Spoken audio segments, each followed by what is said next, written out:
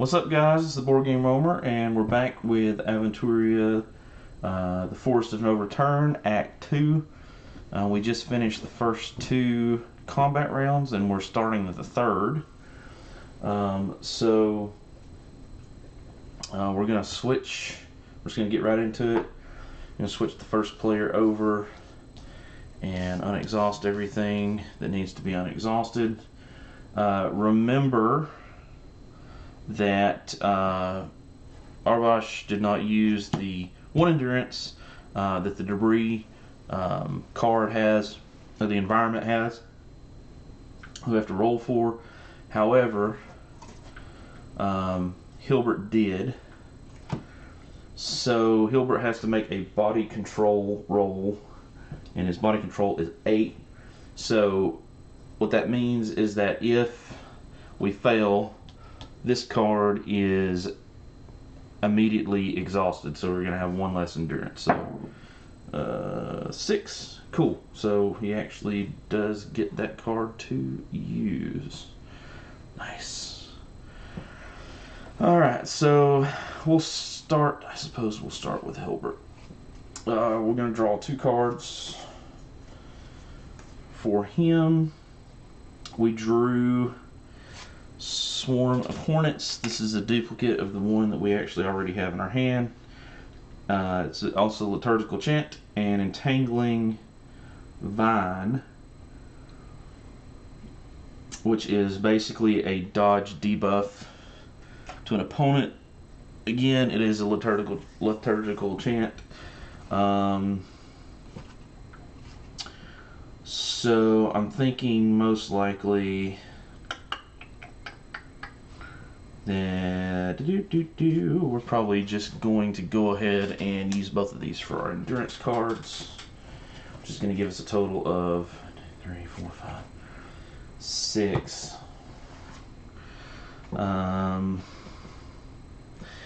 So that takes care of Hilbert, and then we're going to draw 2. 1, 2. Unexpected attack. Free action. Basically, this is the counter attack if we're hit by a melee combat. And this suddenly gone. That is a protection debuff when we do damage. Nobody has any protection. At least it's out now. So I'm kind of thinking that, again, both of those are going to be the endurance cards for Arbosh. So let's do that. And now we're going to play Hilbert's hand. And we have 6 total endurance. Now, I would really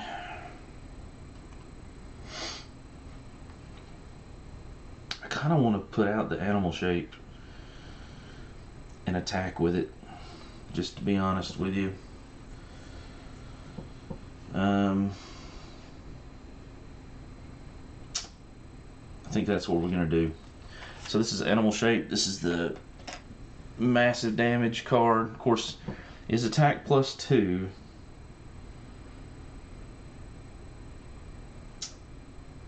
No, we're not going to do that. Well, yeah, we're not going to do that. No, it's very tempting. We're actually going to do Swarm of Hornets. That is the magic damage, and we want to do that because if we can do 7 magic damage, which is minimally what we'll do with that card, we can take 1 life off of the Werewolf of Endergast. So yeah, let's do that. So we're going to pay 4 to put that out. So 1, 2, 3, 4. So there's that 4. It's going to leave us with 2.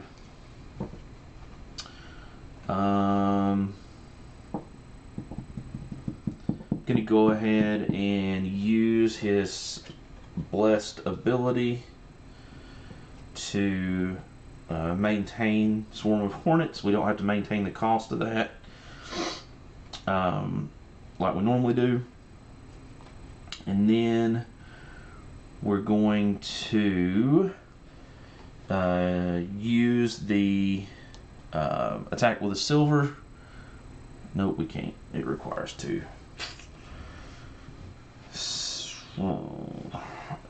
So we're actually just, man, what should I do?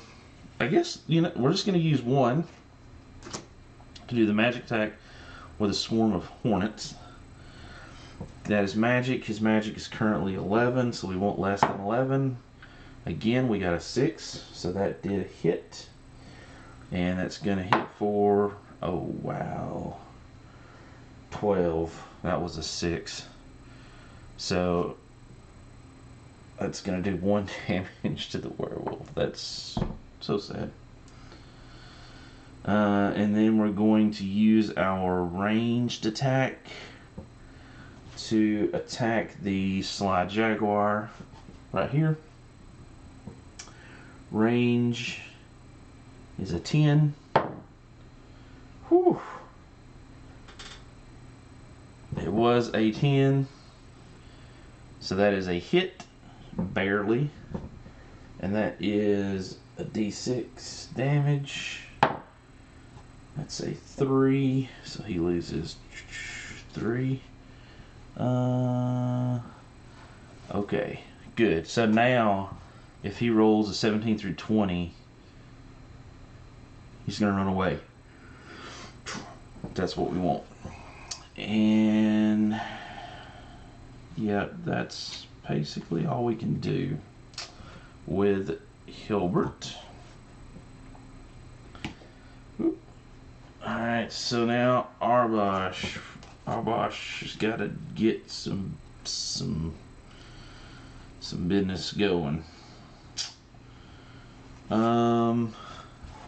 He's got, so we have 6 endurance total. So what I'm gonna do, I think,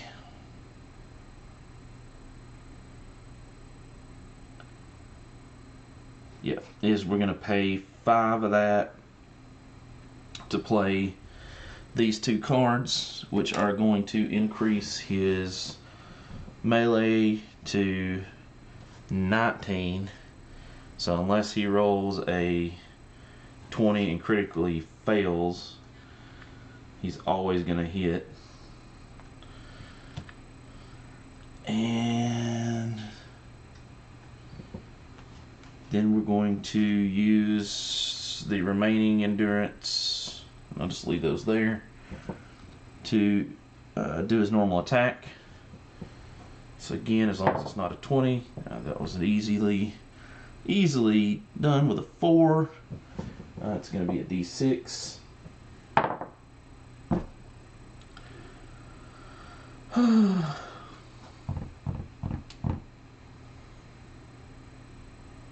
Wow. It's a 2. So 1, 2, 3. He is going to attempt. No, I can't because I don't have any endurance. Dadgummit. I'm not getting any cards for him out here. That stinks. Okay, that's all he's got endurance for.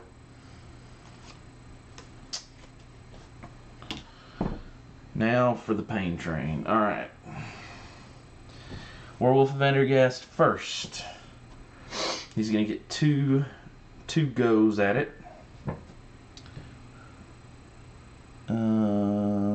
Yep. A 20. Nothing. Nice. Second roll. A 10. Regeneration. The werewolf heals. Oh, that gets annoying. Okay. So then we go with a barn cat. 1 attack. 15. Nothing. Hisses and raises its hackles. Sly Jaguar. 4. The starting player must succeed at a perception roll. Okay. Perception is an, oh gosh, it's an 8. That's a 1. Sweet. Critical success. So not only did we pass it, we got a fate point, which is even better. Nice. So that doesn't matter. Then the pesky murder of crows. Oh wow. The number of attacks is the number of these tokens, so it's actually going to get 3. Ooh, I didn't realize that. 12. Nothing, circle and call. 5. A hero chosen by the group suffers 1d6 plus 1. So Hilbert has 30. Arbosh has 24, so I guess Hilbert will take it. He's going to take 3, so he's down to 27. 27. And that was 1, 2, one more. A 15, that is a nothing. Alright, so that takes care of all of the opponents. We remove a time counter. And we check the card at a 4. Nothing happens. Nope, I take that back. At a 4 is an event card. Event card, Dust Cloud. Every hero who fails at a perception roll must, at the start of their next turn, after reading their endurance cards, immediately exhaust half of them. Oh my gosh. Okay. Perception. 8 for Hilbert. 5. What? Sweet. So he's okay. Perception 10 for Arbosh. Oh wow. Critical fail for Arbosh. Man, that stinks. Okay, so I'm gonna put this over here, and if I remember correctly, let me double check. But I'm pretty sure on a critical failure in adventure mode, he loses a random card from his hand, random action card. Alright, so I'm just gonna assume that a critical fail from an event by us would mean a random card is discarded. So here's the 3 cards in my hand. 1, 2, 3, 4, 5, 6. This card, which is the protective amulet. That really stinks. Yep, that stinks a lot. Alright. It's discarded just for sake of room. I'm going to put that underneath my draw deck. And if I need to look at it, we can look at it. And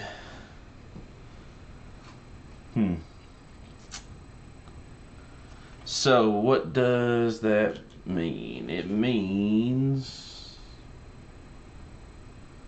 no, that's not what that means.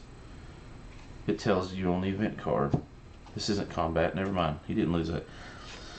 So but we definitely failed.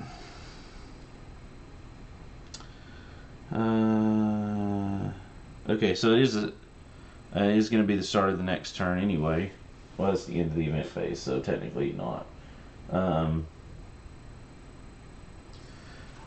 This would flip, and then we would go through the ready, draw, discard for endurance.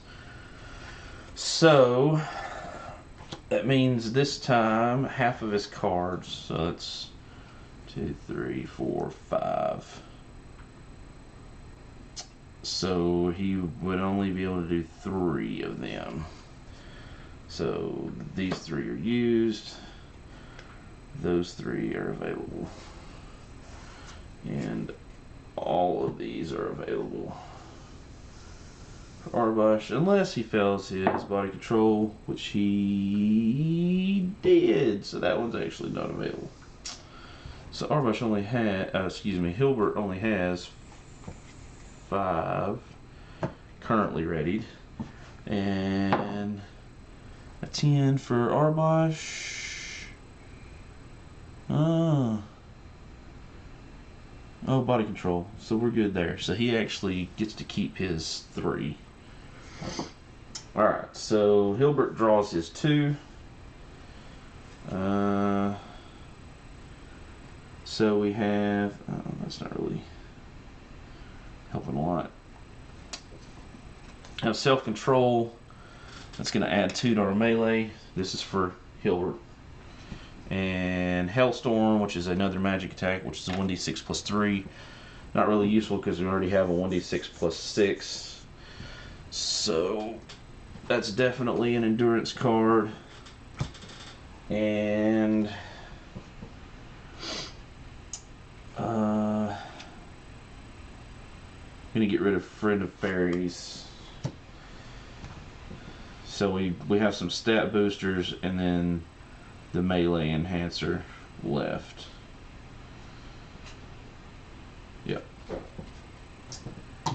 And for our boy Arbosh, he's gonna draw 2. We got Intimidate. And oh, I finally got some protection. Intimidate, basically we can add 5 to an action die roll. So hopefully, maybe get a less of a bad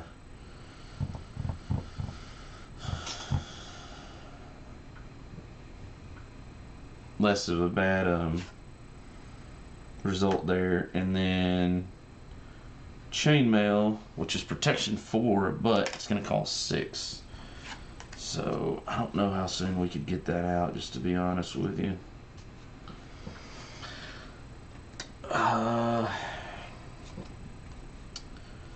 Man, tough decisions. So I think we're going to get rid of Unexpected Attack for an endurance card. Then I think we're going to get rid of Intimidate. The other 3 cards, the Chainmail, the Protective Amulet, and the Resolute, which is if you die, basically you go back to 1 and you don't die. That's so good. I don't know. I hate to give that up because that might just be one more blow we need to land on a henchman to finish them off. All right, so we're gonna do Intimidate, which means now there's 1, 2, 3, 4, 5. Excuse me, 5 available endurance for him. So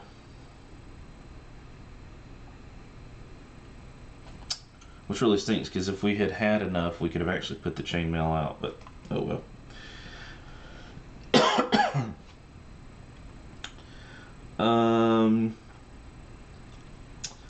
I think we're gonna go ahead and pay 2 of that. There's 2 to play Protective Amulet. We can discard that to negate magic damage. That leaves us with 3. I really want to make some attacks, so I think it's going to be all the card play we can do. Excuse me. So alternatively, we will pay 2 to do the silverware attack with silverware, and that is a stealth roll, an 8. Oh, there's a 4, so that's successful. Now we make a melee attack, an 18, which because we have these cards and it's 19 is actually now a success, which means that Endergast, Werewolf Endergast, loses 1 health. Awesome. And then we'll use our standard, use this last endurance to use our standard attack of our character using the knife, and we're going to attack. I think we're going to attack the pesky murder of crows. Yeah.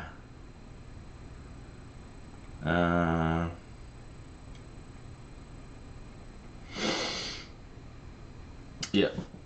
So let's do that. An 8, so that's a hit. There is no dodge. He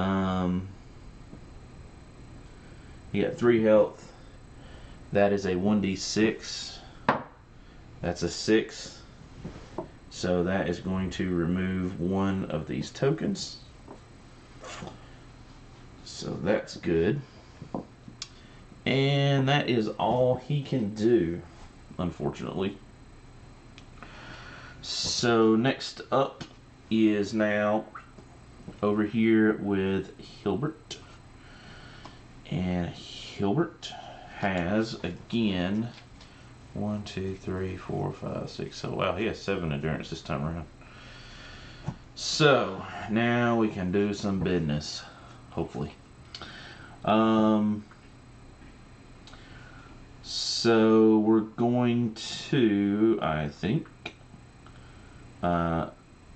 use 3 of that to play magical lore, which is going to increase his magic damage or magic skill by 3.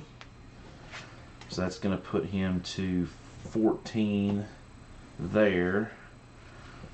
Then we're going to 2, 3. We need 3 to make an attack. And then we have 1 left over. Yep, so then we're going to use, I'm just going to go ahead and pull out 3 here. That's going to be 2 for the silverware and 1 for the swarm of hornets. Yeah.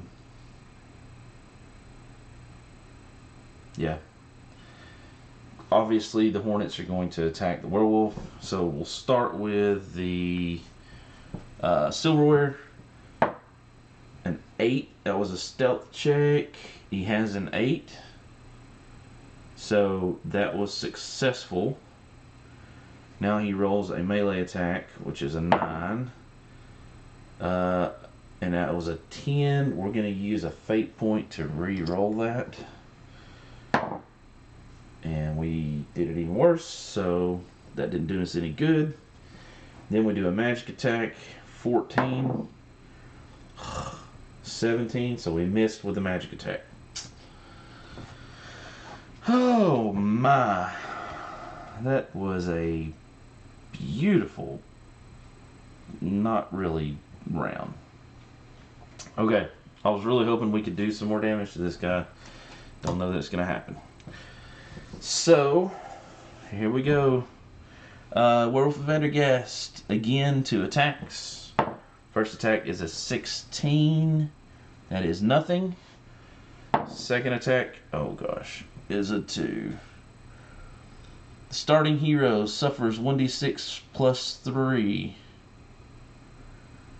So 1d6, whoops, plus 3. That's 6 total. And there is, that was not a magic attack, so I can't use my protective amulet. So that's gonna take, he's gonna take 6. He's gonna go from 24 to 2, 3, 4, 5, 6, 18. This is not good, y'all. And the werewolf's power, which is what I was trying to get rid of him, so this didn't happen. Shuffle 1 Curse of the Werewolf card into the draw pile.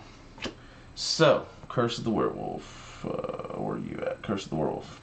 Here's the Curse of the Werewolf card.